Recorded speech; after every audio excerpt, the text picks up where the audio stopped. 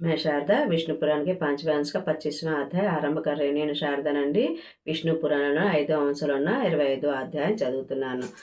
बलराम जी की बलराम जी का ब्रज विहार और यमुना कर्षण।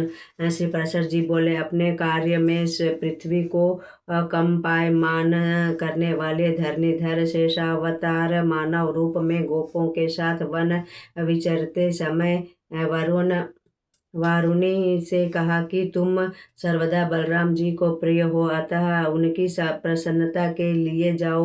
तब वारुणी वृंदावन में कदम्ब वृक्ष के कोटर में रहने लगी। मदिरा की अति उत्तम गंध सूंघ कर उसे पीने की इच्छा उत्पन्न हुई। उसी समय मध्य की धारा बहने लगी। उसे गिरती देख बलराम जी ने प्रसन्नता पूर्वक मद्यपान किया। तत्पश्चात धूप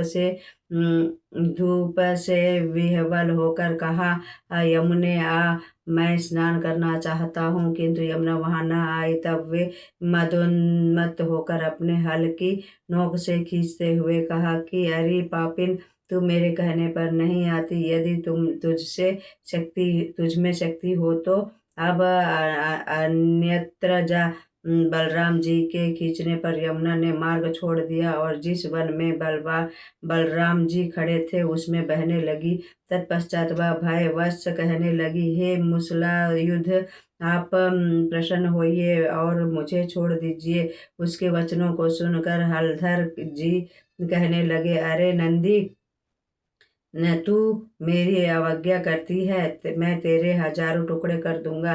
तब वह उस भूभाग पर बहने लगी। उन्होंने प्रसन्न होकर उसे छोड़ दिया। स्नान के पश्चात लक्ष्मी जी प्रकट हुई और बलराम जी को एक सुंदर कर्णफूल वरुण की भेजी हुई कभी ने कुम्हलाने वाले पुष्पों की माला और नील वर्ण वस्त्र दिए। उन्हें धारण कर बलराम जी अतिशय कांति युक्त हो सुशोभित होने लगी। फिर 2 मास तक वहां लीला करके द्वारकापुरी चले आए और वहां आकर राजा रेवत की पुत्री रेवती से विवाह किया। उससे निषठ और उल्मुक नामक 2 पुत्र उत्पन्न हुए। मैं शारदा, मैं विष्णु पुराण का 5वें अंश का 25वां अध्याय समाप्त करती हूँ।